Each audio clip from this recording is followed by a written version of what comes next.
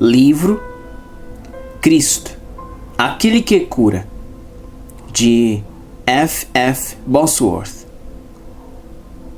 Capítulo 3. A cura é para todos? Será que continua sendo a vontade de Deus, como era no passado, curar todos? Em nossos dias, a maior de todas as barreiras para a fé de muitas pessoas que buscam ficar sãs fisicamente é a falta de certeza se de fato é a vontade do Altíssimo curar todos.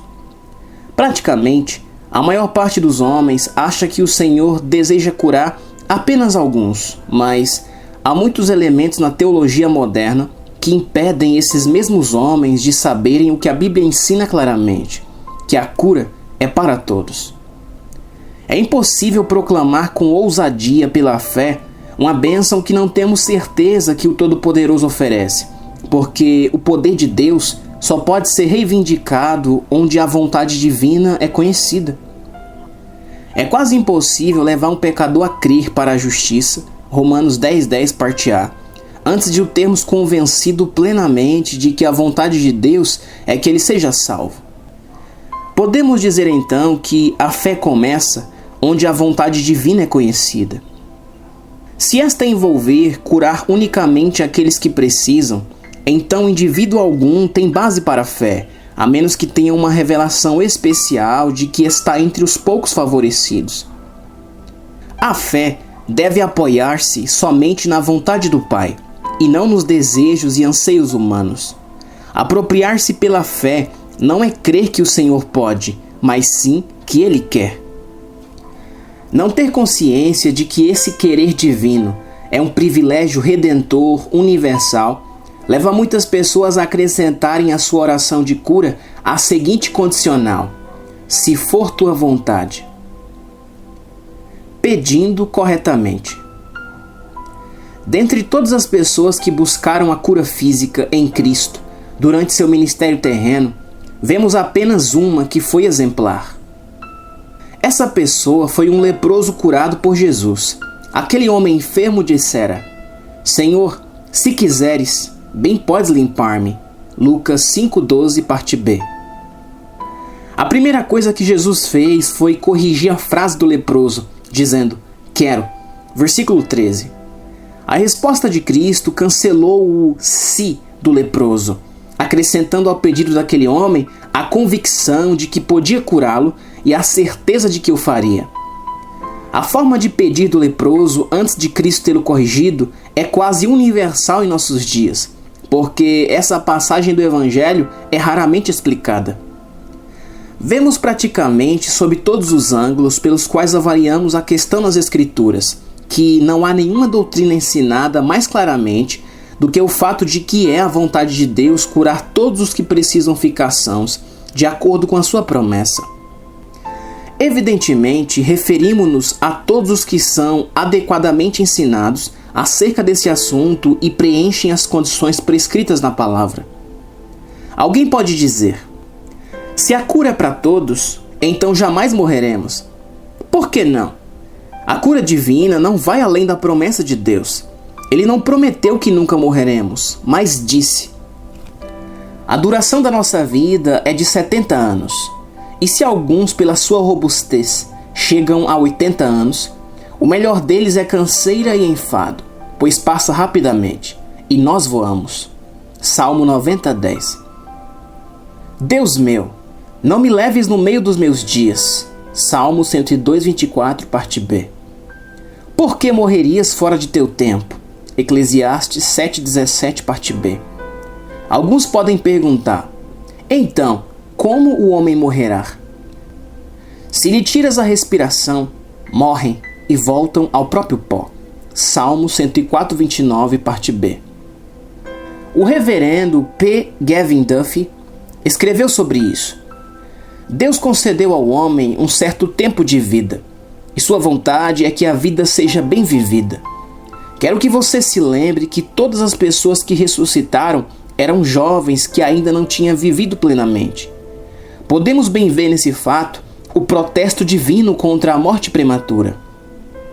Evidentemente, não devemos esperar que os idosos sejam fisicamente fortes, mas se o período de vida concedido por Deus ainda não foi alcançado, temos o direito de reivindicar o dom divino da saúde.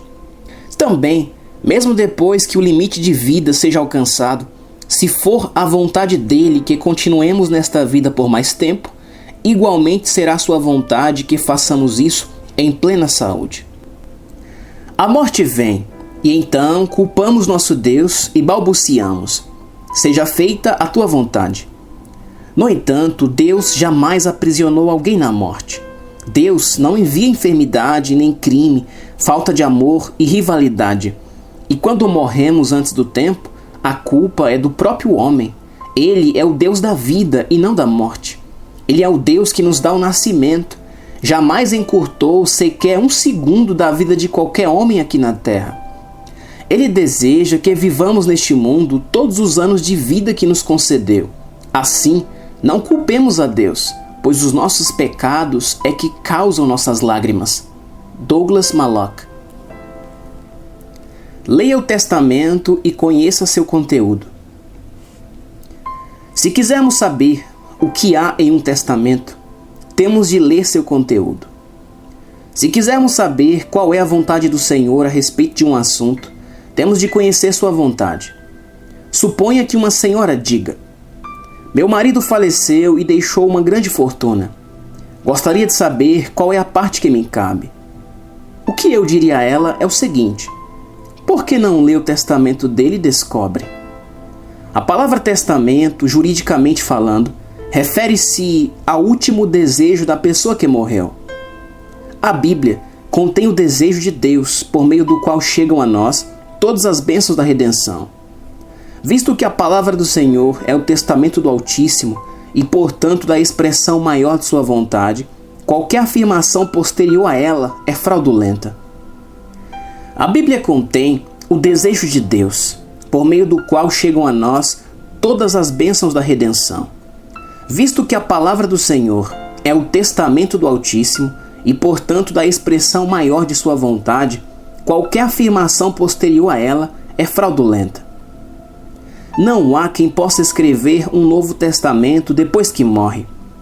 Se a cura está incluída no testamento de Deus para nós, então dizer que a época dos milagres já passou é afirmar o oposto da verdade de que o testamento só tem validade depois da morte daquele que o fez. Jesus não é somente aquele que fez o testamento e morreu. Ele ressuscitou e é também o mediador deste mesmo escrito. Ele é quem julga a nossa causa e não nos privará dos benefícios do testamento, como fazem alguns advogados neste mundo. Ele é o nosso representante, o qual está sentado à direita do Pai Celestial. Para responder à pergunta que estamos estudando, deixemos de lado a religiosidade e olhemos para a palavra de Deus, que é a revelação da sua vontade. No capítulo 15 do livro de Êxodo, logo após a travessia do Mar Vermelho, o qual era um tipo da nossa redenção instituído para nossa admoestação, Deus fez sua primeira promessa de cura, a qual era voltada para todos. O Todo-Poderoso estabeleceu as condições e elas foram cumpridas. Assim lemos: a eles os fez sair com prata e ouro, e entre as suas tribos não houve um só enfermo. Salmo 105:37. Foi ali que Deus estabeleceu a aliança da cura, revelada e selada pelo seu primeiro nome redentor, Jeová Rafá, traduzido como Eu sou o Senhor que te sara. Essa foi uma expressão proferida por Deus, registrada no céu, um fato imutável concernente ao nosso Senhor. Quem tem autorização para alterar o testamento de Deus? Dizer hoje que o privilégio da cura não é para o povo de Deus é o mesmo que mudar o nome do Senhor de Eu sou o Senhor que te sara para Eu era o Senhor que te sarava. Quem tem autoridade para mudar o nome redentor de Deus? O Pai, acerca dessa primeira aliança, bem como das outras 6, em vez de abandonar sua função de Deus que cura, diz que Jesus Cristo é o mesmo ontem e hoje e eternamente. Hebreus 13:8. As bênçãos reveladas pelos outros nomes atribuídos a Deus, como vimos anteriormente, foram providenciadas na expiação quando seu filho experimentou a morte, não somente por Israel, mas por toda a humanidade. O capítulo 15 de Êxodo mostra que, pelo menos naquela época, há 3.500 anos, Deus não deixou o povo em dúvida em relação à sua disposição de curar a todos. Uma nação sem enfermos. Enquanto as ordenanças de Deus foram obedecidas, a saúde de todos os membros da nação de Israel estava assegurada. No entanto, 20 anos mais tarde, Números 16, do 46 ao 50, uma praga decorrente dos caminhos tortuosos do povo destruiu 14.700 pessoas. Quando o povo se submeteu novamente aos estatutos do Altíssimo, a praga foi controlada, e ele continuou a ser o Jeová Rafá, o Deus que cura, todos, não apenas alguns. Não seria possível dizer que a praga desapareceu se somente uma pessoa continuasse enferma. Esse estado permaneceu ininterrupto por mais 19 anos, até que, não satisfeito com os planos divinos, o povo murmurou contra Deus e contra Moisés, sendo punido com as serpentes abrasadoras. Quando novamente os israelitas se voltaram para o Senhor, confessando seus pecados, acontecia o que está escrito em Números 29:9, parte B. Mordendo alguma serpente a alguém, olhava para a serpente de metal e ficava vivo.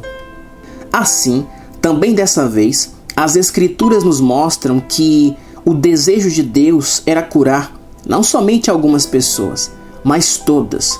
Ao olhar para a serpente de bronze, uma prefiguração do sacrifício de Cristo em nosso favor, qualquer um que fosse picado por cobra era curado. O salmista Davi também compreendeu que a cura devia ser um privilégio universal. Ele afirma no Salmo 86: Pois tu, Senhor, és bom e pronto a perdoar, e abundante em benignidade para com todos os que te invocam. Versículo 5. Veremos posteriormente que a cura é uma das manifestações mais proeminentes de misericórdia que a Bíblia registra. No Novo Testamento, os enfermos clamavam por misericórdia quando pediam que Cristo os curasse. Esse atributo divino abrange não só a dimensão espiritual do homem, como também a material.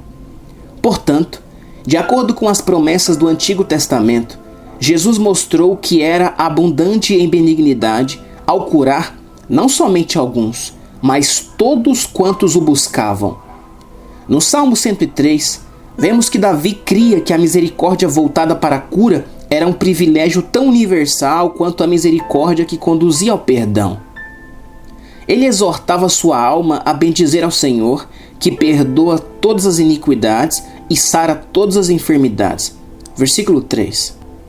Que cura todas é tão abrangente quanto que perdoa todas, pois a mesma palavra é empregada em ambos os casos. No Salmo 91, lemos sobre o homem que habita no esconderijo do Altíssimo. Dar-lhe-ei abundância de dias, diz o verso 16. O privilégio de habitar no esconderijo do Altíssimo é para todos ou apenas para alguns? Se for para todos, então a promessa de Deus para todos é: dar-lhe-eis abundância de dias. Deus teria de quebrar essa promessa se não estivesse disposto a curar seus filhos obedientes. Se era possível habitar no esconderijo do Altíssimo em uma era tenebrosa da história da humanidade, certamente será melhor na dispensação atual, em que Deus faz a sua graça superabundar sobre seus filhos. Os santos profetas do Antigo Testamento anteviram essa dádiva redentora que nos sobreviria.